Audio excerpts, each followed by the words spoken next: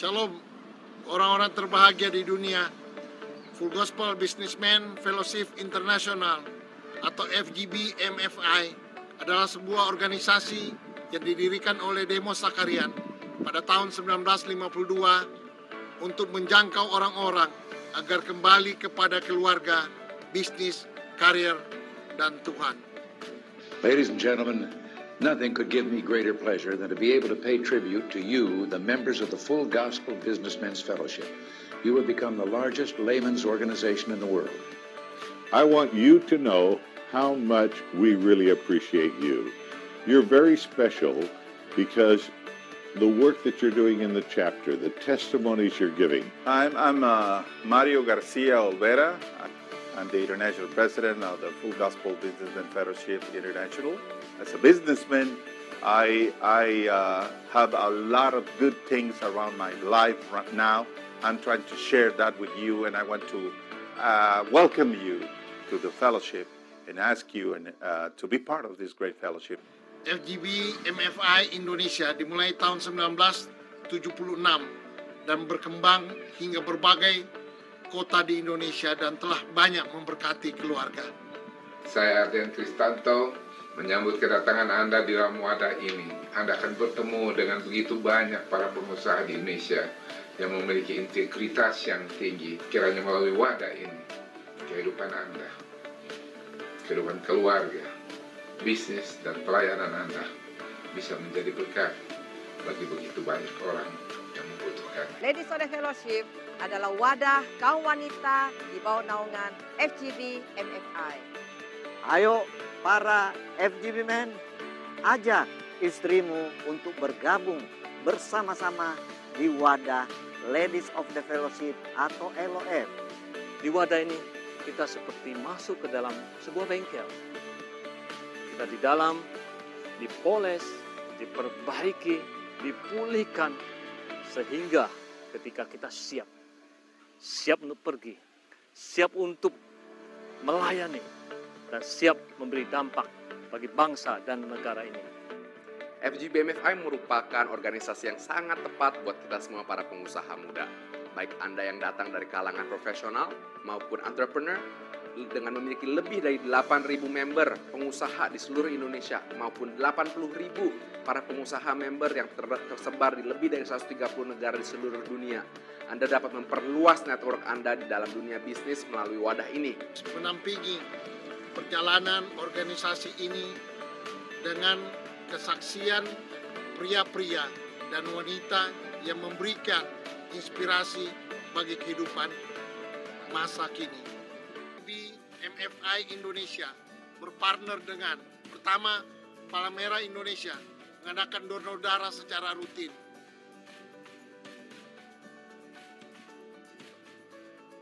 Kedua, Tagana untuk bantuan bencana alam.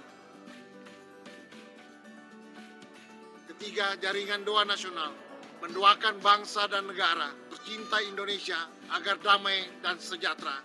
Keempat, Universitas Ciputra dalam menyelenggarakan mini MBA bagi pengusaha muda. Kelima, Family First untuk seminar keluarga. Keenam, CGN TV dalam rangka peningkatan kemampuan di dalam media elektronik, televisi, dan video.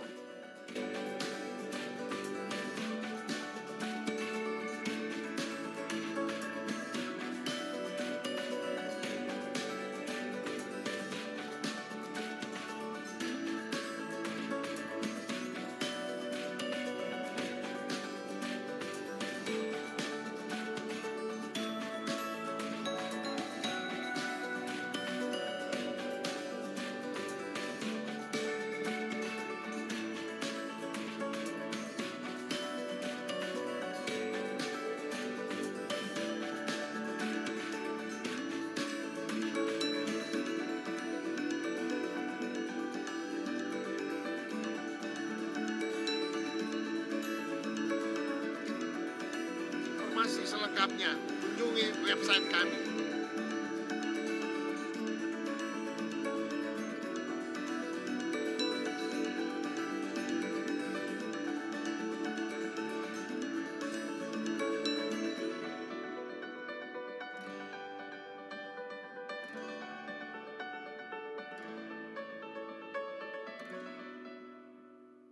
Nah, oke, Fit. Saya udah izinkan share screen ya. Ya, oke, thank Mungkin you. mulai dulu cerita perusahaan kamu lah. Iya, mungkin saya cerita background dulu kenapa bisa ke blockchain ya. Selamat malam teman-teman semua, salam sejahtera bagi kita, Tuhan memberkati. Mungkin balik sedikit highlight, mungkin sebagian teman-teman udah tahu ya yang mungkin sebelumnya saya sempat share karena ini kan kedua kalinya saya bicara soal blockchain di Full Gospel. Pada awal itu memang saya dan keluarga itu ada program pembinaan masyarakat di Gunung Kerinci karena memang Gunung Kerinci itu kan ada Taman Nasional Kerinci Seblat di mana banyak masyarakat melakukan penebangan hutan liar, padahal di situ banyak satwa-satwa yang dilindungi seperti harimau Sumatera, tapir dan lain-lain. Hingga kita melihat ini perlu ada satu gerakan solusi yang konkret, tidak hanya melarang tapi kita memberikan alternatif mata pencaharian. Padahal Gunung Kerinci itu adalah gunung vulkanik tertinggi di Indonesia dan di sana juga tanahnya sangat subur.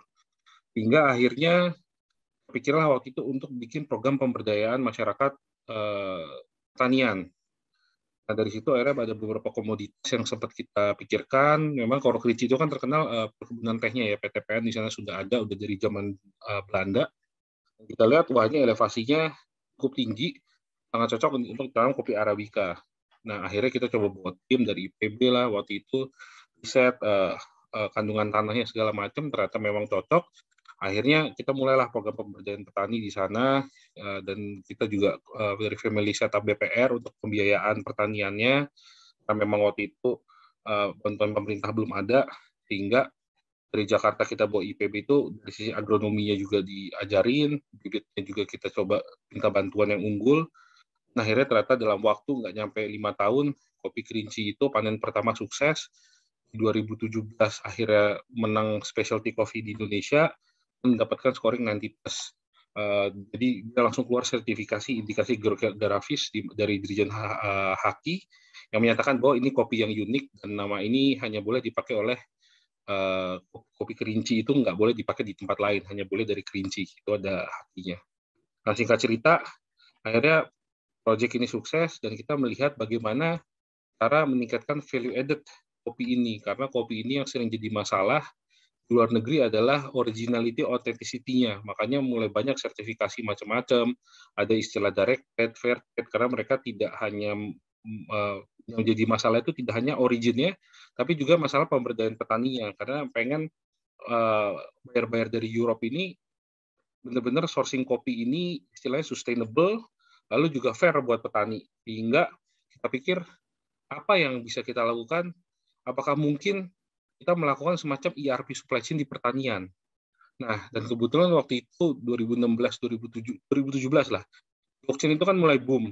Cuma memang mungkin di Indonesia itu orang hanya aware soal kriptonya, karena nilainya mulai naik kan waktu itu cryptocurrency yang di-drive oleh Bitcoin. Nah, padahal blockchain itu sendiri adalah teknologi, bukan cryptocurrency. Cryptocurrency salah satu aplikasinya. Dan disitulah akhirnya bertemu dengan salah satu perusahaan konsultan blockchain teknologi yang ternyata kebetulan baru tahu juga itu shareholder ada Pak Liki. Jadi itu suatu kebetulan juga. Dan akhirnya waktu itu kita develop bersama untuk blockchain di pertanian di perkebunan Kerinci. Jadi kita gimana caranya mulai dari petani itu panen. Pak Liki itu by the way, Pak Liki saya jelasin dulu ya. Pak Liki itu adalah ketua INACAM, ketua Adin Cina di Shanghai. Ya, silakan lanjut. Ya, beliau juga anggota BHI 7. Ya, anggota sini juga. Nah, jadi akhirnya kita develop itu kebetulan waktu itu CEO-nya orang Jepang ya, Pak Liki hire orang Jepang ternyata. Nah, itu Murasaki kita develop coba, akhirnya kita benar-benar tim deploy tuh ke Kerinci, kita edukasi petani untuk melek teknologi, kasih tahu cara aplikasinya, ini kan jadi semacam aplikasi ERP ya. Dan itu gunakan teknologi blockchain, tujuannya kenapa? Karena memang banyak isu kan ibaratnya, oh ini kopi dari Bali, tapi ternyata itu adalah oplosan dari daerah lain. Nah, itu yang mau kita mitigate, karena blockchain ini sebenarnya kan ini ada teknologi ledger ya, ngeblok ledger, di mana ledger ini nggak bisa ditemper. Sehingga kalau data ini sudah di-generate, itu sudah tidak bisa dimanipulasi lagi. Nah, sehingga ini menjadi value added bahwa, oh data ini betul gitu loh, bahwa data produksi dan lain-lainnya sudah ter-verified dan tidak bisa ditemper. Dan akhirnya, puji Tuhan, di tahun awal pandemi sih sebenarnya, bulan waktu itu kita launching di bulan Mei atau Juni saya lupa. Kita launch blockchain traceability ini dan ternyata respon pasarnya cukup baik untuk petani kita. Mereka sampai dapat akhirnya kontrak ekspor ke China itu 100 ton, ke Europe dan Amerika total 200 sih, sekitar 300 ton menggunakan teknologi blockchain. Dan ini value added-nya sangat terasa karena memang buyer-buyer di sana sudah sangat aware karena blockchain teknologi ini ternyata di pertanian khususnya di China itu sudah sangat-sangat berkembang. Jadi mereka happy dengan ada pertanian dari Indonesia, khususnya kopi ini yang memang ada isu authenticity dan originality-nya, itu bisa digunakan blockchain dengan waktu itu kan memang Emurgo itu anak perusahaannya Cardano ya, ada. Itu salah satu top 5 player lah di blockchain teknologi. Hingga ini bisa menjadi suatu hal yang memberikan value added untuk petani kami. Nah, singkat cerita dari situ, ngobrol sama Pak Vincent, waktu itu bilang, Pak, ini saya ada loh kopi, petani, segala macam. Ya, waktu itu memang awal idenya mau beringin, siapa tahu Race Market tertarik gitu kan ya Pak awalnya. Dan Race Market akhirnya tertarik beneran gitu. Iya, akhirnya tertarik beneran gitu kan. Akhirnya Pak Vincent bilang, Fit, ini saya ini lagi ada bantu di Kementerian Pertanian untuk melakukan penyaluran KUR. Nah, ternyata ini ada masalah nih KUR ini di antara Kemenko dengan Kementan, di mana Kemenko bilang itu penyalurannya lancar, Kementan mana angkanya, ternyata kan itu larinya ke proyek sawit.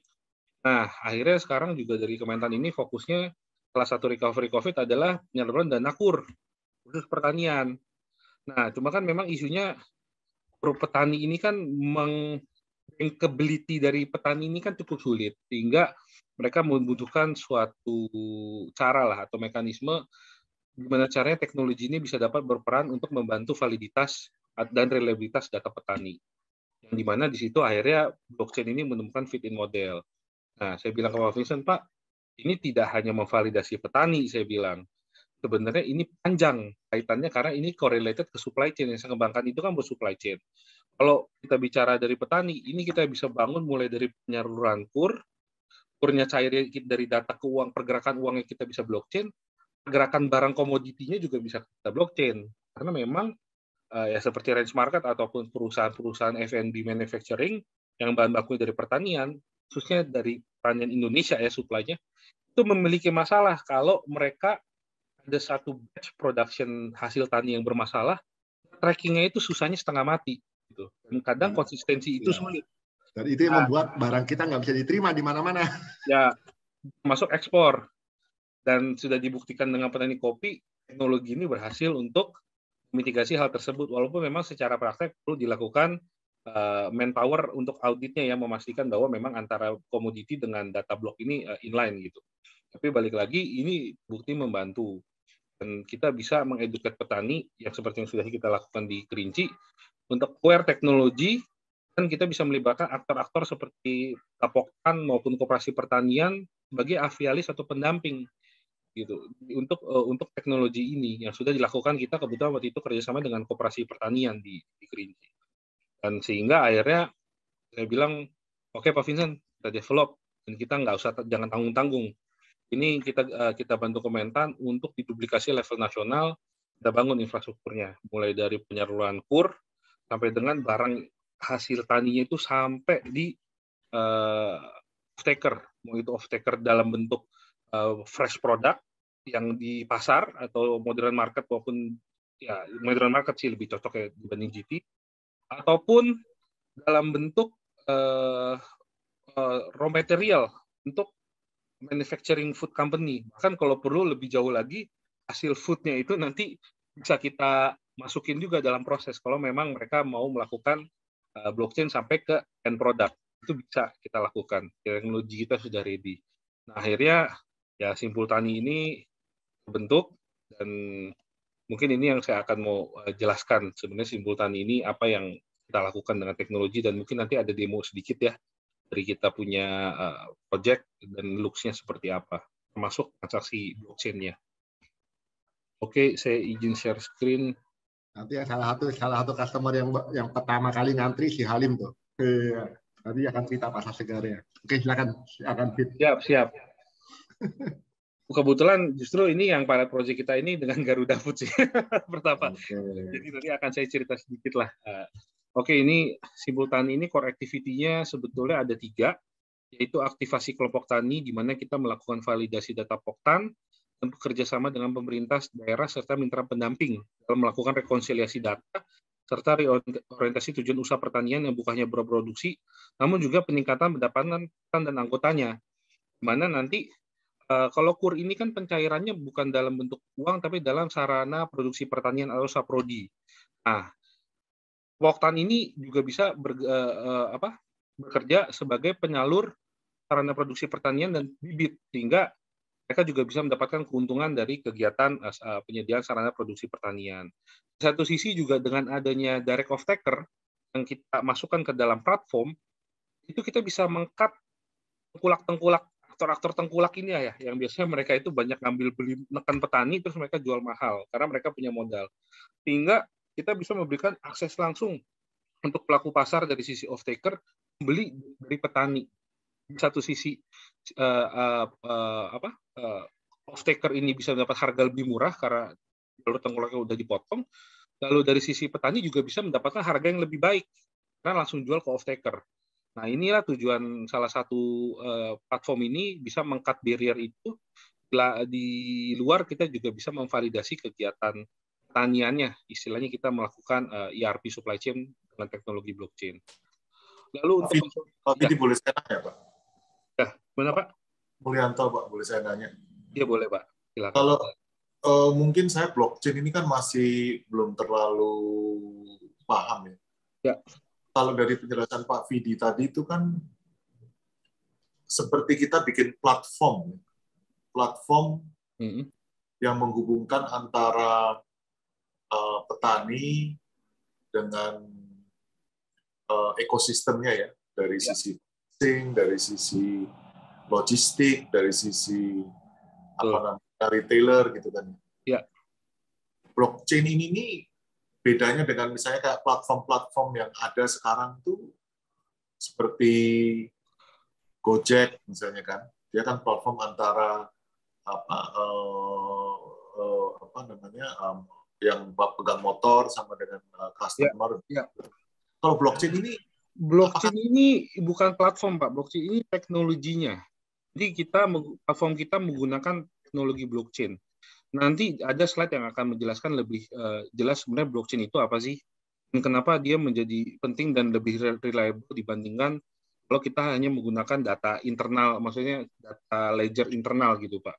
Karena memang blockchain sendiri itu sebenarnya ngeblok ledger transaksi, kegiatan transaksi. Jadi itu bukan platform Pak, tapi dia adalah ngeblok data, mengverifikasi dan memvalidasi data.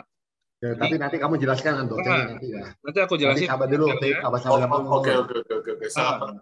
Maka nggak sabar dulu. Sorry. Nanti di slide terakhir ini cerita core activity Simpul Tani dulu. Lalu setelah aktivasi kelompok tani, konsultasi pengembangan usaha. Ya tadi kan kita. Aku izin dulu foto dulu ya. Soalnya si Osko mau live. Osko mau live, kita foto dulu. Mungkin Fit, kamu bisa tolong fotoin nggak, Fit?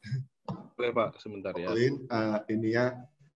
Nyalain dulu kameranya si Osko, soalnya kata dia lagi low signal, takutnya mati. Oke. Cilita, Mister Michael, kalau boleh dinyalakan videonya. Nggak usah ikut foto dah saya. Oh nggak usah, ya udah fotonya nggak foto. Jadi namanya aja ya, nggak apa-apa ya. Okay. Namanya aja. Oke, silakan. 1, 2, 3. Oke, sebentar Pak. Tunggu, saya belum nyalain video, lupa saya. Saya nyalain dulu, saya yang nggak nyalain. Oke, sekali lagi Pak. Ulang. Agak jelek. Sebentar. Ini view-nya begini ya. Oke, galeri, sip. 1, 2, 3. Oke. Bentar Pak, ini saya Control V dulu ke grup, kalau enggak nanti hilang screenshotnya. Ya udah, kamu share ke grup dulu. Nanti Oscar, thank you ya buat joining. Nanti saya kirim rekamannya. Saya dengerin kok ini bagi yang kangen sama pantai kan kita di pinggir pantai beneran tuh. Itu berarti kamu nanti mesti undang-undang kita ke pantai. Ya, semuanya. Makasih Tuan Berarti semuanya. Bentar Pak, aku pindahin Oke, dulu. silakan lanjut. Tunggu ya, saya pindahin ke ini dulu. Nih, WhatsApp-nya agak lemot, saya pindahin ke folder dulu.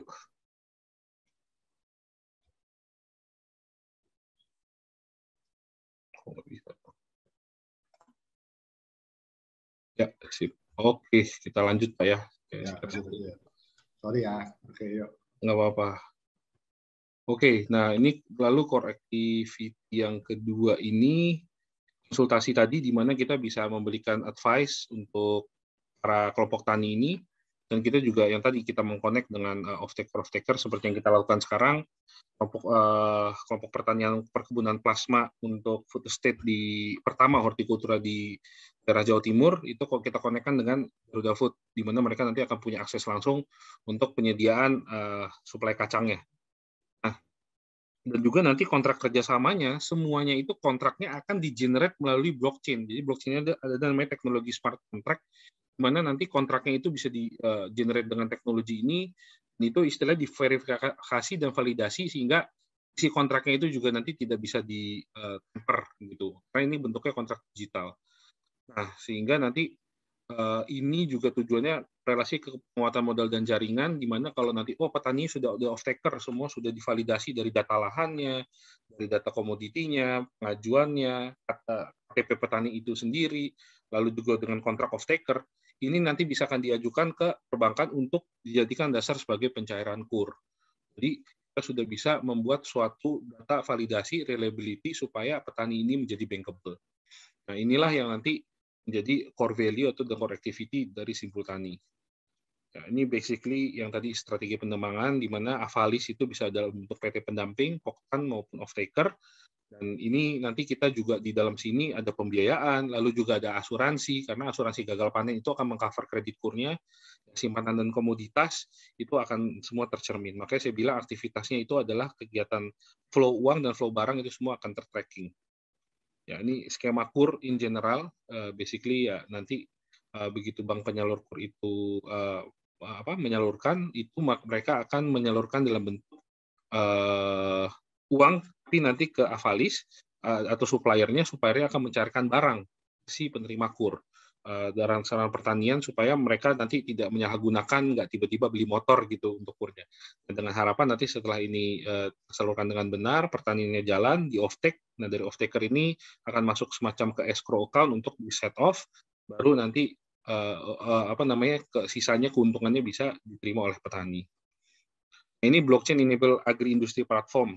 Nah, mungkin langsung pertanyaan tadi ya dari Mulyanto ya. Nah, jadi 5 elemen utama blockchain ini apa sih? Blockchain itu adalah mekanisme digital untuk membuat sebuah distributed ledger, di mana 2 atau lebih peserta dalam jaringan peer-to-peer dapat bertukar informasi dan aset secara langsung tanpa perlu perantara pihak ketiga. Ini yang juga jadi istilahnya concern awal-awal dari bank sentral, karena cryptocurrency ini tidak ada yang meregulate, karena tidak ada perantaranya. Nah, blockchain menggabungkan teknologi dan teknik yang sudah ada ke dalam sebuah arsitektur baru yang terdiri 5 elemen. Elemen ini apa saja? Distribusi, enkripsi, kekalan, konisasi, dan desentralisasi. Nah, kuncinya ini sebenarnya di 5 poin ini, Pak Mulyanto, yang membedakan blockchain dengan ERP atau ledger konvensional. Nah, ini gambaran sentralisasi yang sekarang. Jadi kalau misalnya sentral sekarang kan mungkin Bapak punya sistem informasi, itu semuanya kan datanya kan ke centralized di server. Baru nanti user semua bisa akses. Jadi ini ada kontrak terpusat dengan hak administratif, komputer admin itu ngelola semua komputer klien pengguna, dan transaksi autentikasinya oleh perantara pihak ketiga. Yang kalau misalnya di perbankan itu kalau misalnya kita mengirimkan dana dari luar negeri melalui SWIFT, yang autentifikasi adalah si SWIFT-nya ini. Nah, contohnya ya di rekening bank dikendalikan oleh otoritas terpusat, atau tracking juga jasa pengiriman, atau yang SWIFT system tadi. Nah, cuma kan sebenarnya kita sendiri nggak tahu bahwa apakah di SWIFT-nya bisa aja kalau dia tiba-tiba melakukan manipulasi dalam informasi tersebut, tidak ada yang bisa melakukan validasi ataupun verifikasi gitu. Nah, bedanya dengan blockchain, kok hilang? Wah, sorry Pak, ini slide-nya ada yang hilang. Sebentar ya. Ini, wait, sorry.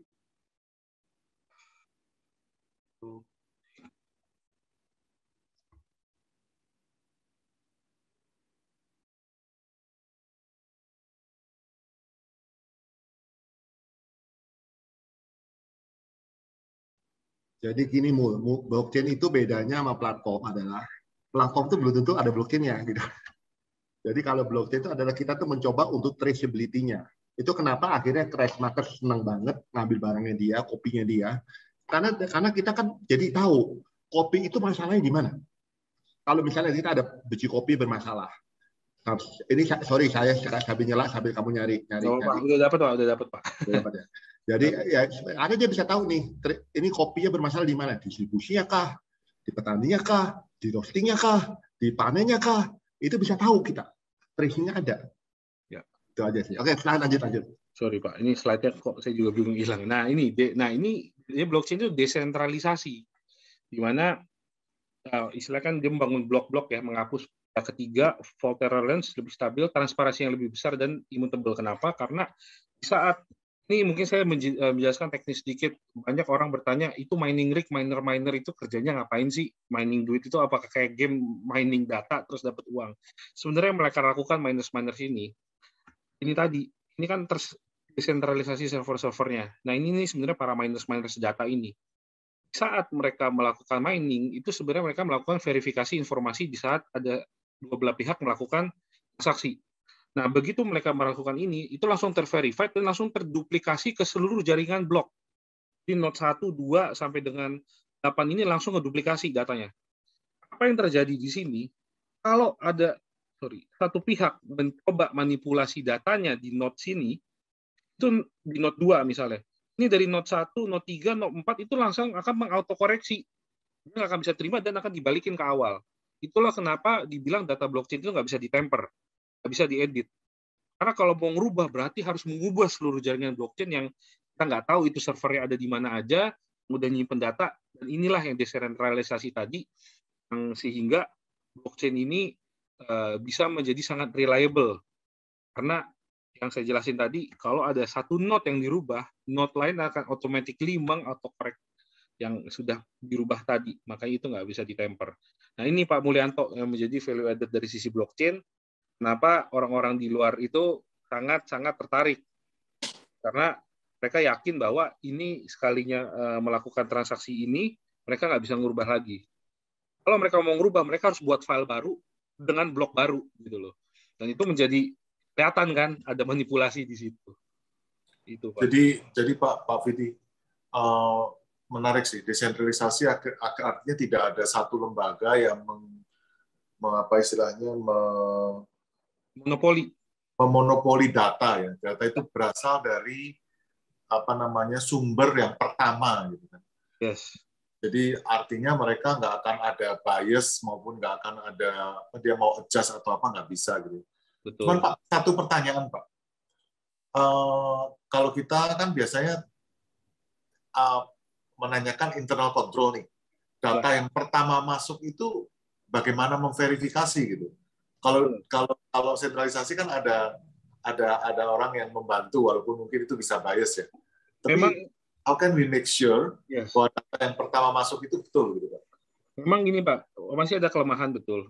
Proses human factor itu akan berpengaruh karena pengalaman di kopi di awal, contoh mereka bilang oh ini proses natural, data bloknya natural, ternyata yang sampai salah. Oh sekarang mereka salah input. Ini bahaya nih, satu salah masuk tuh semuanya salah nih. Yes, tapi begitu kayak gitu mereka akan melakukan blok ulang data Pak di sana. Gitu, blok ulang data dan ketahuan trackingnya, oh ini pernah ada koreksi. Kalau misalnya sentralis kan bisa langsung ditutupin. Oh udahlah, ketahuan di sini udah kita tutupin aja. Audit trailnya jadi lebih clear. Audit trailnya jelas Pak. Kalau kayak gitu mereka harus mengulang ketahuan pernah ada kesalahan di sini karena audit trailnya kan waktu kita trace gitu ya. Kita kan setiap aktor dari ke aktor kan akan minta misalnya dari petani sudah ngeblok nih batch sekian, proses wash kirim ke Jakarta ke saya. Begitu saya sampai, saya kan harus scan QR-nya tuh. Nanti saya harus accept nih. Nah, sebelum accept kan tentu tim saya tetap mengaudit fisik kan. Loh, kok beda gitu. Lah kita kirim, Pak, Bapak bilang ini natural di data, tapi kok ini fisiknya kok nggak bisa nih. Oh, Bapak harus generate ulang lagi, tapi record Bapak salah ketahuan gitu kan. Nah, That's ini the control berarti ya. Jadi ada pihak terima yang melihat verifikasi. Nah, kemudian bagaimana kita pemakai data ini tahu bahwa ini adalah data yang sudah fix benar gitu, atau ini masih belum fix gitu. Betul, dalam artinya proses fisik tetap harus dilakukan ya Pak ya, karena balik lagi data sama fisik ibaratnya kayak kalau kita kirim barang kayak LC, document recollection, oke, barang benar, tapi kan begitu sampai tetap harus ada surveyor yang ngecek kan Pak. Nah, dalam artian kalau sampai ada manipulasi data itu pasti ketahuan, karena blockchain itu bisa kita trace. Siapa yang masuk pertama ya? Betul. Memang fisik barang tetap harus dicek, sama aja kayak LC gitu. Oh, Bapak sudah bisa terima uangnya karena secara banking Bapak dokumen recollection-nya udah clean tuh, nggak ada diskrepensi. Tapi begitu nyampe, tetap aja ada risiko kan kalau ada dokumennya ditemper. Itu contoh yang bagus tuh LC. Kalau misalnya sekarang ini kan ada pihak bank yang memverifikasi ini. Mereka banyak pakai blockchain Pak sekarang, udah nggak pakai Swift. Pakai blockchain. Dan Swift itu kan butuh 1 hari buat nyampe. Ya kalau betul lah, saya bilang Pak, saya udah isu LC ya, Pak Mulyanto, saya mau ambil batu bara Bapak, kirim ke Cina. Mungkin nyampe baru besok kan Pak, terimanya di bank koresponden Bapak. Nah kalau pakai blockchain hitungan detik Pak nyampe. Saya bilang Pak, saya kirim. That's the power of decentralization ya. Iya, gitu. Jadi bank ini ada beberapa teknologi yang dipakai. Kebetulan bank lama saya kan dulunya mantan banker, itu di luar negeri sudah menggunakan. Jadi ada 25 bank itu mereka alliance menggunakan blockchain. Mereka nggak pakai Swift. Jadi di banking dipakai. Blockchain itu tools Pak ya, teknologi. Betul, teknologi. Blockchain ini teknologi. Nah, memang korelasi kalau kayak kripto tadi itu kan masalah kepemilikan uangnya kan. Begitu saya jual kriptonya ke Pak Mulyanto, kepemilikan itu berubah. Jadi Pak Mulyanto, mereka akan disebut ledger transaksi fee dijual ke Pak Mulyanto. Ya, selama Pak Mulyanto tidak melakukan transaksi jual, ya orang nggak bisa mau nyolong itu kripto gitu loh Pak. Saya nggak bisa ngeklaim lah. Jadi kalau misalnya kayak di tempat kita batu bara itu kita bisa track ya. Bisa Pak. Dari awal. Sebenarnya ini yang akan kepakai kalau Bapak ekspor dokumen sertifikat origin and so on-nya tadi yang dari si Sukovindo itu kita blockchain. Langsung dikirim data digitalnya kita kirim. Nah, bank yang sudah bisa menggunakan blockchain untuk LC kayak itu lebih enak gitu loh Pak. Lama-lama mungkin nggak butuh bank kali Pak. Lama-lama nggak butuh bank ya, itulah yang ditakutin sama bank soal kripto kan Pak. Walaupun sebenarnya tetaplah kripto memang harus diregulate karena balik lagi ya ini sebenarnya yang saya jelaskan adalah fundamental dari suatu teknologi blockchain yang sehingga sebenarnya itu kok apa sih dasar mata uangnya blockchain gitu kan si token-token itu apa fundamental ya ini semakin banyak user menggunakan teknologi. Contohnya kalau kayak di platform kita nih misalnya nanti Pak Mulyanto mau beli jual batu bara misalnya Huatian gitu ekspor ke China. Nah, nanti si Huatian bisa tuh order ke Bapak, begitu nanti bikin kontrak, itu kontraknya lewat teknologi blockchain yang smart kontrak tadi. Itu langsung di-generate tuh ngeblok, nih kontrak otentik, dua belah pihak udah accept. Nggak bisa dibohongin kan. Termsnya semua nggak bisa dimanipulasiin. Jadi nggak akan ada dispute tuh. Gitu. Karena sudah terblok dan bloknya itu sudah desentralisasi, sudah diduplikasi di server-server desentralisasi tadi gitu loh. Kalau dia mau bohong, kasarnya dia harus bekerja sama dengan ribuan pihak lah kasarnya. Ya itu dan sama kayak ibaratnya kalau hacker mau ngehack semua satu terus ngehack semuanya Pak, baru ngehack di sini udah selesai dia mau hack di sini ini udah di autokoreksi lagi makanya dibilang ini nggak bisa ditemper gitu loh. Nah ini yang blockchain sangat-sangat terpakai. Masih meraba-raba. Silakan lanjut Pak. Iya Pak. Ya, ini basically tadi blockchain adalah struktur data blok yang terhubung bersama untuk membuat sekumpulan catatan yang dikenal sebagai digital ledger. Keuntungannya, basically sistem berbasis blockchain, kita dapat merekam data apapun, di mana data tersebut tidak akan dapat dirusak, disalin, atau diubah dengan hal ini meningkatkan nilai transparansi dan traceability dalam suatu sistem. Nah, kalau bagaimana dapat membantu traceability dalam sebuah supply chain, traceability ini setiap perubahan pada data informasi, jadi tiap ada pindahan dari aktor satu ke aktor yang lain, itu dapat disimpan dan dilacak. Ini akan sangat berguna jika diterapkan dalam supply chain karena informasi dan pergerakan barangnya itu dapat divalidasi. Nah, smart contract blockchain ini yang akan validasi setiap tindakan dan memastikan bahwa semua langkah telah diselesaikan. Nah, ini gambaran apps yang waktu itu kita buat dengan Emurgo. Nanti saya akan melihat menunjukkan apa yang sudah kita buat di Simpultani. Nah, secara gambaran umum Simpultani ini roadmap-nya adalah seperti ini. Kita masuk dari sisi financing, electronic application, lalu pencairan kredit, database assessment-nya karena kita blockchain juga, pas sudah verifikasi lapangan. Lalu kita link juga dengan insurance tadi. Nah, lalu untuk produser itu production report real time datanya akan ada semua. Nanti semua data-data pertanian ini akan ter-record, Pak. Tujuannya apa? Ya, kita bisa melakukan yield forecasting ke depannya. Lalu semua product information juga dari sisi produk akan terang. Lalu tujuannya nantinya juga bisa melakukan prediksi market supply dan quality. Jadi ibaratnya mungkin kalau tahun ini ramalan cuacanya ada El Nino, curah hujan lebih tinggi, itu impact-nya apa ke pertanian? Impact pertanian ini untuk komoditi tentu mungkin produksinya bisa turun ataupun naik sehingga mempengaruhi pergerakan supply dan demand. Tujuannya kalau ini sudah ada, kita bisa melakukan predictive market price itu untuk sales and distribution big data. Dan semua ini datanya terblockchain sehingga quality datanya itu kurang lebih bisa dipastikan kualitinya bagus. Itu secara gambaran general blockchain ini. Nah, sekarang saya akan masuk ke sisi platformnya Simpultani. Nah, ini gambaran platform kita. Ini kita MVP-nya ya. Jadi sebagai contoh, ini data-datanya sudah kita blok olahan ada Pak Sudarwin, Aswani, Hasari. Ini saya contohkan bukan Sudarwin. Ini di Jambi, Gunung Kerinci, ya, KTP dan KK-nya nanti akan terrekord di sini dan kita blockchain juga. Dia ada di daerah Sungai Penuh. Nah, ini data pengajuan KUR itu kan pertanian ada namanya istilah RAB. Sama kayak di kalau mau bangun suatu konstruksi, dia ada anggarannya, anggaran belanjanya. KUR ini akan digunakan untuk apa saja, dan ini akan kita validasi, nantinya juga termasuk asuransi dan juga data produksi. Nanti data produksi dia akan kita record dan kita blok, sehingga kita sudah tahu dia punya historical performance seperti apa. Nah, historical performance ini juga mungkin tidak hanya dari sisi orangnya, tapi juga dari sisi tanah di daerah itu sebenarnya crop yield-nya paling tinggi apa? Karena biasanya petani itu kan tidak menanam satu komoditi, tapi ada beberapa ya, tumpang sari. Nah, itu bisa kita record juga. Kita lakukan blockchain, dan tujuannya tadi itu yang saya jelasin. Nanti collect data, big data gathering, untuk bisa predictive analysis tadi, supply dan demand. Nah, lalu kalau aku login ke sini itu bisa untuk masuk ke backend, cuma saya lupa passwordnya karena ini MIT. Saya langsung lihat ke data output aja untuk front end. Nah, nanti kalau sudah kita lakukan, ini front end-nya kurang lebih seperti ini. Ini harusnya dibukanya di handphone, tapi ini nggak apa-apa, saya buka di sini. Nah, contoh untuk panen komoditi yang satu kopi ini, Pak Sudarwin tadi, ini dia panen tanggal 30 Januari 2002. Lalu ada juga kopi ini dari Girimulyo. Ini daerahnya ada. Ini sudah diverifikasi blockchain waktu dia panen. Datanya berapa eri, panennya di tanggal sekian, lalu nanti biasanya fotonya juga akan di backup.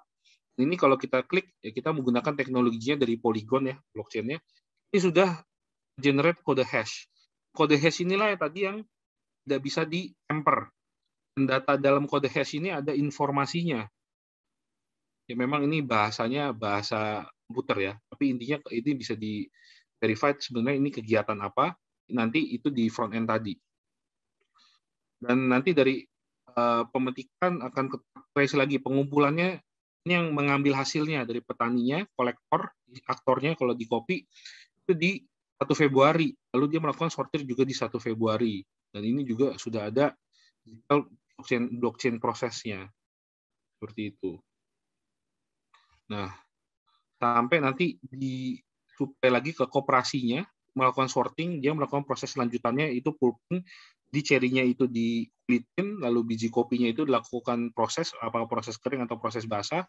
Nah ini nih, 15 Februari diterima, diproses, lalu dikirimnya tanggal 17, ini semua ada transaksi blockchain-nya. Nah, habis itu dikirim ke Blue Kerinci Coffee, itu di factory, diterima tanggal 18 Februari, di roasting tanggal 21, di tanggal 24. Nah, lalu setelah tanggal 24 ini masuk lagi ke range market, diterima 16 Maret. Berarti produksi tanggal 24 Maret, dijual masuk ke range marketnya tanggal 16 Maret, dan istilahnya ini dibuka. Kalau misalnya ini kita jualnya ke cafe-nya range, atau mungkin sudah keluar dari kasir, itu bisa kita set. Dan ini semua sudah generate dengan blockchain. Nah, sehingga buat end user ataupun dari sisi off-taker atau final, cuma bisa mengecek perjalanannya. Kalau sampai let's say kopi yang ini ada masalah ya, dicek tuh nanti blockchain-nya di-scan, langsung keluar nih, oh ini batch yang produksi tanggal 30 Januari dari Sudarwin, masalahnya ada di mana ya? Nah, itu nanti bisa kita trace belakang mundur. Apakah masalahnya adalah di proses di sorting, ataukah masalah memang dari hasil panen yang nggak bagus, atau jangan-jangan dari factory-nya yang bermasalah. Itu bisa kita cek. Karena mungkin kopi yang tadi ini kan tidak hanya dijual ke pabrik kopi ini, mungkin dijual juga ke pihak lain. Seperti itu. Jadi yang saya bilang, kita melakukan ERP supply chain dengan teknologi blockchain di pertanian yang saya cukup yakin Indonesia saat ini belum ada yang melakukan. Karena memang ini yang menjadi momok ya istilah masalah bahwa untuk visibility supply chain di pertanian ini cukup sulit gitu. Kalau ada batch hasil tani yang jelek nggak bisa dilakukan tracking gitu. Kurang lebih sih seperti itu. Mungkin mau ada pertanyaan dari teman-teman. Fit, ada ini Fit, ada si teman-teman kita nih dari Pak Jauhari, Bu Esther. Oh siap, halo Bu Esther, kabar? Ketemu lagi, kabar Bu? dia tertarik nih, dia katanya dia join sini, dia udah gak sabar, kepengen kalau bisa kapan bisa ekspor, masa bisa ekspor ke Cina ya. Belum nunjukin ini Pak ya? belum nunjukin front end-nya.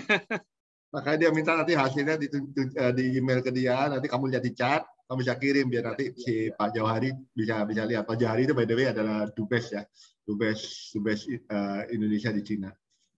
Ya. Oke, Bu Esther, Pak Jauhari di mana ya? Udah balik Cina belum? Atau masih di Indonesia?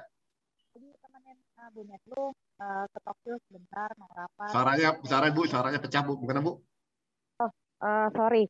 Pak Jauhari posisinya sekarang lagi di Tokyo, lagi temenin Bu Menlu ada rapat, nanti balik lagi hari Jumat. Ya. Oke, dia soalnya Pak Jauhari by the way teman-teman, Pak Jauhari minggu depan ada sudah janji sama Pak Yaya akan jadi narsum di tempatnya Full Gospel, bekerjasama dengan CBF ya, bekerjasama dengan Pak Tony Putirai, bicara mengenai bagaimana nih kita melihat perang Rusia Ukraina ya Esther ya. Iya, itu Pak. nanti minggu depan anyway. Ini sekedar pemberitahuan lebih awal. Salam nanti Fit tolong yang kirim ya ke Esther ya. Siap. Ya, mungkin kalau belum ada pertanyaan, aku highlight sedikit. Memang kita kebetulan tadi siang juga baru meeting dengan Garuda Food dan juga Polo Wijogosari. Jadi kalau Garuda Food saya yakin teman-teman tahu. Nah, Polo Wijogosari ini adalah perusahaan swasta yang diinvestasi oleh pemerintah. Jadi Jawa Timur loh, keren banget. Jawa Timur, Kementerian BUMN melalui PPA Persero sudah mendropping dana sebesar 1 triliun untuk membangun industri pertanian terintegrasi, karena mereka itu awalnya punya cadangan tambangan dolomit terbesar Asia Tenggara. Bukan pertanian kali, palawija dia ngomong sama saya. Palawija betul Pak. Bukan pertanian, palawija. Nah, pertanian palawija. Jadi itu dolomit besar dan akhirnya mereka awalnya masuk dari pupuk dolomit, NPK, dan mereka juga punya perkebunan mangga karena mereka punya land bank di Gresik itu 22.000 hektar. Jadi besar dan akhirnya sekarang dijadikan kawasan ekonomi. Luar biasa, mengubah. Saya kan orang Jawa Timur. Saya lihat dulu daerah kering bisa sekarang hebat. Dan itu sekarang juga sama Mentan Pak Yassin Limpo dijadikan food estate hortikultura pertama di Indonesia. Salah satu proyeknya adalah yang kerjasama dengan Simpul Tani dan Garuda Food tadi yang lagi kita kerjakan penanaman kacang. Karena memang mungkin suplai kacang ini cukup sulit, mungkin Pak Vincent tahu detail ceritanya. Nah ini kita melakukan kacang di mana nanti Simpul Tani melakukan semua penyaluran kur, validasi traceability-nya, nanti dari Polo Ijo yang melakukan saprotannya karena mereka juga perusahaan sarana produksi pertanian, termasuk penyediaan dan avialis untuk plasmanya. Dan nanti ini semua akan terekord dan ini saya yakin ini akan menjadi suatu proyek yang luar biasa karena ini bisa mengubah landscape industri pertanian di Indonesia kalau ini berjalan. Khususnya di palawija dan hortikultura. Jadi nggak bicara kelapa sawit atau mungkin karet lagi gitu yang industrial, tapi benar-benar balik ke pertanian. Ya. Nah ini juga ya jujur dari Simpul Tani sendiri Pak Vincent ya kita juga open untuk mencari strategic partner ataupun financial investor ataupun strategic investor karena prospeknya cukup besar gitu, dan we are open to talk in a separate discussion ya untuk lebih detail. Ya, kita intinya gitu, intinya bahwa ini kan proyek pemerintah ya. Saya itu lihatnya simpel sih teman-teman. Saya lihatnya sih simpel bahwa orang yang mau kerja ini harus bebas dari apa ya, keinginan untuk memperkaya diri sendiri. Ini resiko, aduh gila, waktu awal-awal nih, saya kasih tahu teman-teman ya. Awal-awal di Simpul Tani sebelum Vidi join, itu banyak permintaan. Saya nggak bisa ngomong lah siapa. Banyak orang dari pejabat-pejabat pemerintahan, terutama di depan pertanian, pada ngomong gini, Pak Vincent, sebelum masukin ke Simpul Tani, sebelum blockchain ini, di-cut dulu dong Pak, anggarannya. Gila, anggarannya berapa triliun, dia minta bagian dulu, di-cut dulu. Jadi sebelum yang itu jangan di-blockchainin, yang sisanya boleh di-blockchainin, kayak gitu. Kacau. Nah, itu ya kayak gitu. Banyak hal-hal yang akhirnya membuat banyak orang mencoba, Pak Vincent, ini gimana lagi nih kalau kita brokerin? Nah, tujuannya kita bikin blockchain Simpul Tani itu untuk mengikat para tengkulak. Nah, tiba-tiba ada tengkulak yang mau ikutan, itu kan nggak lucu gitu loh. Itu kan mendefeat the whole purpose. We need to help. Kita harus membantu petani. Kita harus membantu supaya customer dapat harga murah. Ya kan, pemerintah anggarannya lebih efisien. Nah, kan tiba-tiba jangan ada kepentingan. Nah, itu makanya saya tuh senang ketemu sama Vidi ini. Menurut saya divine employment, dia tuh nggak punya kepentingan gitu, karena dia punya bisnisnya banyak. Vidi ini pokoknya orang yang masuk sini harus stabil ya ekonominya ya teman-teman ya. Kalau nggak gitu, nanti pasti akhirnya nggak bisa sini, nanti untuk kepentingannya mereka nggak repot kita. Sebetulnya tanpa kita harus begitu pun di saat sudah besar udah pasti akan banyak duitnya di sini pun Pak. Jadi nggak boleh greedy di depan gitu. Harus mikirnya long term, kita bantu orang ya. Nah kalau dapat duit ya bonus lah. Walaupun bonusnya juga luar biasa sih. Saya udah ngomong sama Vidi, ini kalau mau cari jangan cari untung di sini. Kita bantu petani. Ngecasnya seminimal mungkin lah. Ya harus dong. Kalau nggak gitu, kalau nggak ngecas, nah tidak masa kita kerja free. Kita harus ngecas. Tapi ngecasnya itu lebih make sense lah. Ya, kayak mana nggak memberatkan petani. Kenapa saya bilang jangan sampai kripto? Karena kalau kripto itu nanti bias. Orang sudah mikirnya kripto aja gitu. Padahal kan seharusnya kita tujuannya bukan ke kripto. Tujuan kita kan untuk bantu petani gitu, bukan untuk kriptonya. Ya. Nah itu pertanyaannya. Tadi si Bidi tanya satu sebelumnya tanya sama saya. Pak Vincent, pokoknya Pak Vincent kalau idenya sudah mau ke kripto, saya out. Saya nggak mau join Pak Vincent. Tenang. Saya orangnya bukan kayak gitu. Jadi ya itu ya teman-teman, ini ada kita nih ngobrol sini nih, karena saya yakin orang-orang yang join di sini orang-orang yang mempunyai hati ya untuk bantu pemerintah. Untuk bantu pemerintah, Tuhan tuh akan balas kok. Tuhan akan balas, Tuhan akan kasih sesuatu keuntungan yang wajar. Untungan itu wajar, nggak apa-apa. Ya kan, tapi jangan berlebihan, jangan ngambil keuntungan, jangan ngambil kesempatan lah. Jangan ambil orang lain. Ya, jangan ambil kesempatan dan hal-hal beginian gitu loh. Ya itu yang makanya tadi si Vidi ngomong, makanya saya ngomong, oke, saya mulai dulu ya dengan koneksi saya. Saya koneksi saya dengan Garuda Food. Nah, si Vidi koneksinya dengan Galasari gitu loh. Iya. Ya kan? Jadi makanya ini kita hidup di zaman sekarang, kita harus bantu. Dan mungkin Vidi, mungkin teman-teman ini ada yang nggak tertarik juga untuk pertanian. Mungkin kalau ada you bisa bantu juga nih, misalnya Mulyanto mau tertarik untuk blockchainin atau Lita mau tertarik blockchainin perusahaannya, bisa dibantu kan ya? Bro, gue belum sempat ini ketemu sama Bro Vidi nih. Ya lu ke Ambon terus. Domini teman-teman, bantu di Ambon sekarang dia. Gue cuman kepikiran itu gimana caranya. Ini ada dua potensial sih bro sebenarnya. Jadi makanya kenapa gue pengen banget ketemu, bisa ngobrol santai sama Bro Vidi gitu loh. Karena ini bicara ya sama potensinya, kalau bicara hasil bumi mungkin related sama yang di Ambon. Tapi ada satu lagi bro yang sebenarnya ini juga krusial, dan gue tadi baru dapat lagi karena baru selesai meeting juga nih sama yang di Singapura. Intellectual property itu kalau bisa di blockchainin. Oh, memang sudah terjadi, makanya NFT keluar kan? Betul. Nah, makanya itu bro. Cuman gini, karena kebetulan karena gue bidangnya di human people development, ya kan? Ini kan kita Bro Vince nanti hari Sabtu nih ngikut nih, ya kan? Ternyata dari orang Burgos Project ikut sertifikasi ini, sertifikatnya di blockchain. Iya, bro. Itu Mas, That's saya udah kepikiran, Pak. Kalau perlu sertifikat tanah kita blockchain nanti. Nah, justru itu makanya nanti ya lu kasih ide kebanyakan nanti simpul taninya nggak keurus lu. Enggak, cuma maksudnya gini lah. Capeknya cuma sekali kok, bro, kayaknya. Capeknya Vidi cuma sekali, dia developnya doang ya. Tapi habis itu dijalan sendiri. Teman-teman, blockchain ini aplikasinya banyak banget gitu kan. Dalam artinya apalagi kalau sekarang semua sudah serba digital. Apalagi misalnya sekarang kita melakukan kontrak karena ya pandemi dan segala macam, kita kontraknya itu dalam tanda tangan digital. Ya, salah satu mekanisme yang bisa membuat itu menjadi autentik adalah dengan di blockchain smart contract tadi. Sehingga ini bisa menjadi dasar kuat bahwa ini kontraknya. Dan itu berarti kita butuh banyak tenaga kerja, sumber talenta untuk mengembangkan IT. Makanya kenapa waktu pertemuan saya ikut pertemuan G20, itu mereka tuh punya ide. Artek mengusulkan untuk membangun IT center, membangun sumber daya IT training center. Di mana? Di Bali. Saya sampai kaget. Why Bali gitu? Setahu saya, zaman saya, mungkin saya karena saya udah tua ya teman-teman, ya udah 50-an, tapi zaman saya itu di Bandung. Setahu saya di Bandung ya, Pak Dino Vega, saya ngomong sama teman saya, ya CEO-nya ada kami. Pak Vincent, kita sudah umur berapa Pak Vincent? Anak-anak muda sekarang kiblatnya bukan lagi di Bandung, kiblatnya sekarang di Bali. Oh iya Pak, Bali. Oke, Bali. Kalau gitu kita siap ya Pak. Nanti saya akan dukung. Saya udah ngobrol sama Uangmi, perusahaan saya. Uangmi kami kan memang perusahaan IT.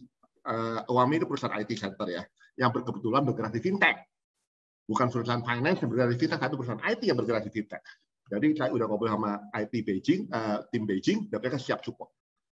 Jadi saya udah kasih tahu kepada tim Artek, kepada Pak Pandu Syahrir, Uangmi akan support lah, Bapak tinggal gongnya aja kapan di Bali, nanti kita akan bantuin lah di Bali. Berarti kita bukan, bro, berarti kita bukan WFO, bukan WFH ya, tapi WFB ya. Itu katanya Sandi kan, Sandiaga Uno untuk promosi from Bali. Iya Pak, makanya kemarin saya ke Bali beli DP-in rumah Pak. Saya juga baru tahu, saya di Bandung. Mumpung masih murah propertinya sekarang di sana Pak, makanya kemarin saya ke Bali DP-in rumah itu satu. Makanya. Mumpung masih murah belum naik harganya. Makanya nggak apa-apa lah, saya juga punya hotel di sana jadi bisa sekalian. Hotel Bapak lah banyak Pak. Hotel Merah-Arang. Oke, teman-teman, jadi itu sebenarnya. Jadi sebenarnya kita ini food digest. Teman-teman, saya kira ini ada suatu exciting dan ini bukan teori. Vidi ini menurut saya, kenapa saya minta Vidi bicara hari ini? Karena dia mau cerita bahwa apa namanya? Bahwa ini nyata gitu loh. Oh ya, si Pak ini tadi Esther ngomong, Pak Vincent ingat loh, Pak Jahari mau bikin blockchain center di Indonesia tuh, Fit, diingetin Fit sama Esther, Fit.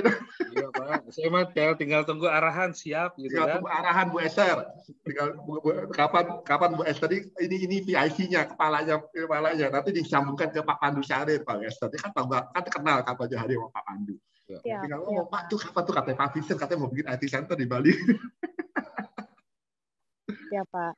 Ya kan? Ya, gitu aja tadi teman-teman. Jadi teman-teman food digest. Jadi banyak sekali opportunity yang ke depan. Jadi kita harus shifting mind kita. Kita jangan melihat suatu bisnis itu dulu tuh kayak gitu loh caranya. Cara kerja dulu kayak gitu loh. Nah, kalau kita masih terkungkung oleh paradigma lama,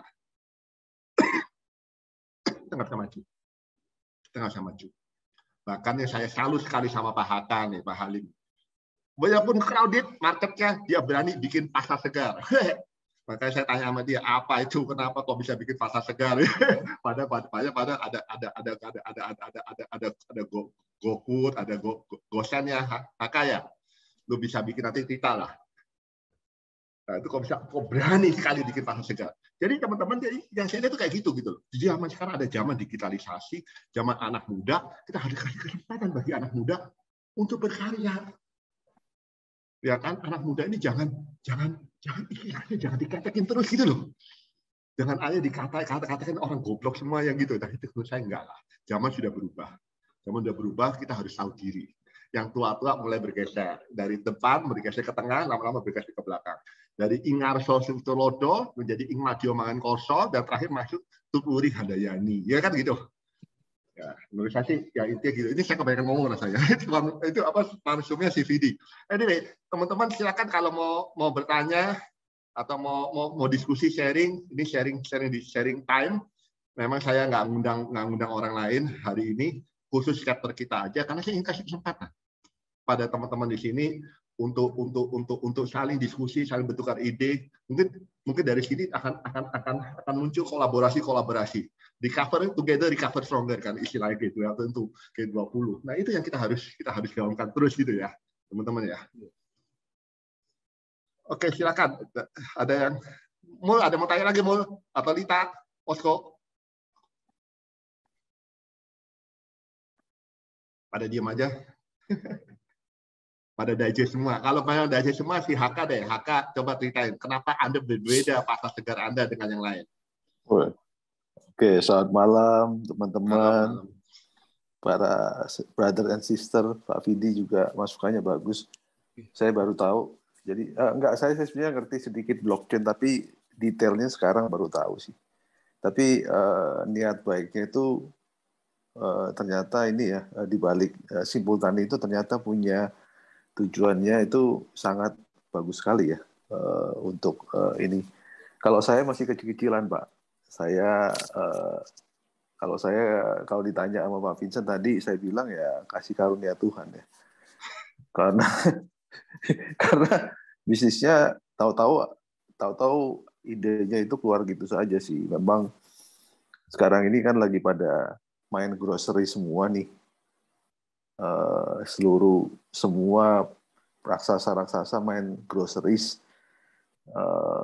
sampai Jack Ma pun juga main groceries ya. Cuman kita nggak tahu Tuhan suruh jalannya itu tujuan kita mau bantuin pedagang pasar di seluruh Indonesia yang gaptek untuk bisa dagang di aplikasi platform digital ke customer. Jadi tujuan kita cuma itu aja sih sebenarnya, bantuin pedagang pasar sama bantuin customer yang nggak mau becek-becekan datang ke pasar, bisa belanja di pasar gitu dengan harga yang murah dan dengan cepat dan mudah gitu kan. Dan kita bukan pedagang, kita ini hanya menyampaikan mediator aja sih. Jadi kita nggak ambil untung dari situ sih sebenarnya. Kita bukan ngambil untung dari produk-produk yang ada di pasar itu. Kita cuma ngambil fee aja. Jadi cuma penyampaian aja supaya para pedagang pasar itu bisa di saat pandemi. Waktu itu kan di saat pandemi mereka mau dagang tapi kan gaptek kan. Ada platform, sedangkan orang-orang juga nggak mau ke pasar karena kan takut rame-rame sama takut becek dan sebagainya. Jadi akhirnya ya tahu-tahu keluar ide itu aja. Dan ya saya bukan sendiri sih, saya sama teman-teman semua, ada berapa orang, ada 6 orang, akhirnya bikin yang namanya Pasar Segar Indonesia. Dan kita bukan pedagang seperti yang groceries yang lain ya. Kita benar-benar, dan kita juga bukan jasa titip, tapi kita benar-benar platform aja untuk membantu pedagang itu langsung ke customer dan mereka bisa langsung chatting ke pedagang langsung lewat via WhatsApp dan sebagainya. Itu aja sih. Itu karena Tuhan juga sih. Jadi Tuhan itu baik. Thank you. Thank you. Pak HK. Ini memang jadi nanti bisa share Pak HK di chat itu dikasih tulis kalau mau beli pasar segar itu di mana gitu. Teman-teman tahu. Oh ya. Soalnya ada jam posting di bawah 7 soalnya. Iya, nanti tinggal dibuka aplikasinya di app sama Google. Kalau di apps di Apple, di iOS itu di App Store. Kalau di Google, Android itu di Play Store.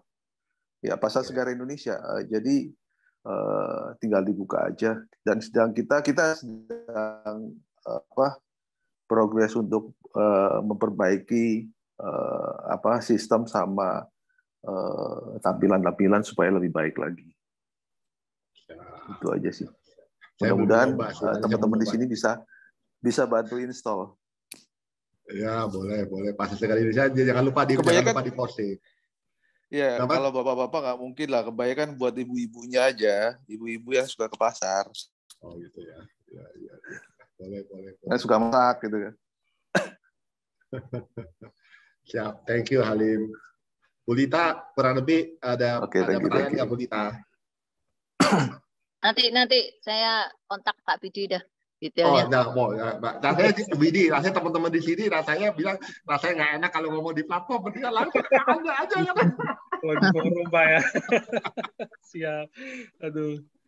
Bu Lita, kebetulan kemarin saya berapa kali juga sempat itu sih ngobrol sama Indo. Waktu itu kan saya kan kawannya Antoni Utomo, Bu Lita. Oh iya, Antoni Utomo, iya. Iya, itu kawan baik saya. Oh iya. Ya, kebetulan Ya, sama juga. Entario sama Pak Handaya saya juga kenal. Oh, Entario itu cousin saya. Iya, kan saya dulu bankernya Pak Ibnu. Oh, Pak Ibnu uncle saya. Iya. Sebenarnya Pak Sudiarto juga waktu itu ketemu kan. Iya. Oh, udah kenal ya sama mereka ya? Udah Pak, udah Bu. Saya kan dulu. Juga uncle saya tuh, adik bapak saya. Ya, jadi ya jujur waktu itu memang ya ke grup Sarana lah ya. Ya itu kan. Iya. Mereka akhirnya pakai nggak? Belum ya? Yang mananya Bu nih? Kenapa? Saya waktu itu pasang solar panel Bu, tempatnya Pak Handaya. Sama Antoni saya pasang. Kita lagi rasanya ada satu tuh sama Antoni, nggak tahu itu. Oh iya Pak, saya itu Bu. Oh ya. Oh iya. Oke. Saya Bu, saya bantu Antoni juga karena memang kan saya juga aktifnya di dua industri, pertanian sama industri energi renewable ya di PLTS. Saya kan asosiasi juga energi surya sama Antoni. Proyek berikutnya itu Lita di Panventa. Oh iya betul. Mau itu juga. Panel di Panventa sama di Global Sevilla. Ya. Ronald kita gerek juga Pak. Nah, teman-teman kita lah, teman-teman. Ya nanti ngobrol deh sama Pak Bidi. Ya, thank you. Ya anyway, Michael, nanti kalau Anda mau ngomong soal nikel nih, ada teman Anda nih, si Alfredi dan Tunggamu juga nikel. Nanti kalian hubungin sendiri ya, saling berhubungan langsung ya, kalau soal nikel ya. Saya nggak ikut-ikut. Ngobrol sendiri, Mike. Iya, nanti. Iya, sama-sama pengusaha nikel soalnya. Oke, Bos. Oke. Jadi, nggak ada lagi mungkin pertanyaan? Kalau nggak ada, gimana Mike? Mau tanya Mike? Silakan Mike. Enggak, jadi pendengar yang baik dulu lah. Oke, thank you Mike. Jadi kalau nggak ada, saya kira saya kasih kesempatan penutupnya. Terakhir saya mau Pak Haka dulu ya. Pak Haka coba cerita mengenai main camp yang akan diadakan bulan April tanggal berapa? Tanggal 6 dan tanggal 7. Kalau tanggal 5 tanggal 6 ya April 2022 kita akan mengadakan main camp. Bagi teman-teman yang masih tertarik ikut bisa mendaftar kepada saya. Brosur saya sudah posting di grup, tapi kalau nggak ya nggak apa-apa. Saya juga minta izin, saya nggak ikut karena maaf istri saya tuh soalnya masih belum bisa jalan. Jadi saya bantu istri saya lah. Kalau saya pergi nanti saya bantu siapa gitu. Karena anak saya udah gede saudara. Saya baru cerita sama Markus. Tahu-tahu nanti dia sudah kerja dan saya pikir wah anak cewek ntar lagi kawin ntar lagi jadi kakek. Tapi itu tidak nantilah. Jadi saya nggak bisa ikut. Jadi minta maaf tapi kalau teman-teman mau tertarik ikut silakan mendaftar ke saya nanti saya akan sampaikan. Dari saya itu ya Bahaka ya. Ada lagi yang mungkin ditambahkan dari Mencamp? Ya benar. Kita akan ngadain Mencamp. Mungkin itu kegiatan setahun sekali kali ya, semacam kayak retret kali ya, buat penyegaran rohani lah, buat. Di mana itu acara di mana ya lupa saya. Di ini dekat Ciawi ya, dekat Tapos itu ada Cevili apa sih namanya resort namanya. Cevili Resort ya. Ya. Biasanya sih saya ikut 2 kali, saya ikut sekali sama saya ikut, tapi pernah saya nggak ikut karena saya jadi narsum juga di DKI lain waktu itu, DKI 4 kalau nggak salah. Kali ini saya minta izin saya nggak ikut. Jadi Tapi silakan ya kalau teman-teman ikut. Karena dasar itulah maka acara chapter minggu depan saya tiadakan. Jadi besok minggu depan tuh Rebo depan nggak ada acara ya, nggak ada chapter ya teman-teman ya. Karena kan untuk menghargai teman-teman yang hadir di main camp gitu ya. Dan acara berikutnya minggu depannya lagi seperti yang kita sebelum di awal acara bahwa Pak Dubes Jauhari orang Mangun akan menjadi narsum dengan moderator adalah Pak Antoni Putirai, cara mengenai dampak ekonomi perang antara Rusia dan Ukraina. Nah, itu minggu kedua bulan depan. Itu acaranya. Dia tanya sama saya, Pak Vincent bisa hari apa? Saya bilang udahlah terserah Anda yang punya acara, saya cuma ikutin aja gitu ya. Jadi saya acara hari apapun saya akan undang teman-teman BH7 untuk ikut bergabung. Itu aja dari saya. Vidi ada lagi yang mau ditambahkan, Vid? Udah itu aja sih Pak. Udah itu aja ya. Ya kalau mau bincang lagi di luar ini saya. Nah di luar itu ya teman-teman. Ya, kalau gitu Vidi bisa anyway kan nomor teleponnya sudah ada semua ya, si Vidi ada di dalam grup. Bisa lihat si Esther juga udah punya nomor teleponnya Vidi. Vid jangan lupa dikirim ke Esther presentasinya. Ya nanti dia sudah siapin, si Pak Jubes sudah siapkan orang-orang terbaiknya dipimpin oleh Bu Esther untuk menciptakan blockchain center ya Bu ya. Ya, thank you Pak Vincent. Itu aja dari saya. Kalau gitu saya tutup ya acaranya. Kalau nggak ada apa-apa, soalnya saya nggak bisa lama-lama. Kalau nanti istri saya nyari saya lagi. Dia perlu waktu kurang lebih kita menurut perkiraan sih 2 minggu ya. Dokter ngomong 2 minggu untuk recovery. Dia sudah belajar. Dia pakai tongkat, bukan pakai kursi roda ya, pakai tongkat. Oke, dari saya sudah cukup. Kita tutup dengan doa ya, terus kemudian kita akhiri acara ini. Bapak di surga, terima kasih Tuhan atas kesempatan pada hari ini. Engkau sungguh Allah yang baik. Bapak, Engkau adalah Allah yang memberikan kesempatan yang kedua, ketiga, dan seterusnya. Bapak. Kami percaya Tuhan ini adalah waktunya bagi anak-anaknya yang takut akan Engkau untuk bangkit, untuk melayani Engkau, untuk berbakti kepada bangsa dan negara, bakti pada keluarga, berbakti pada orang-orang sesama kita. Jadi percuma Tuhan kalau kita ngomong diri kita beribadah, kita beragama ya Tuhan, kita hanya peduli kepada diri kita sendiri, kita egois ya Bapak. Bapak kami berdoa ya Tuhan pada acara ini membuka mata rohani kita supaya kita akhirnya membuang egoisme kita dan akhirnya bisa berkarya bagi semua sesama kita yang membutuhkan. Terima kasih Tuhan Yesus. Sebentar lagi kami akan melanjutkan aktivitas kami atau istirahat, kau sertai istirahat dengan aktivitas kami selanjutnya. Terima kasih di dalam Yesus Kristus. Amin. Oke, makasih teman-teman ya. Thank you very much. Thank you Vincent. Thank you Lita. Thank you Pak Vidi. Thank you Vincent. Thank you semua. Om sampai Sabtu ya dong. Thank you Pak. Thank you Pak.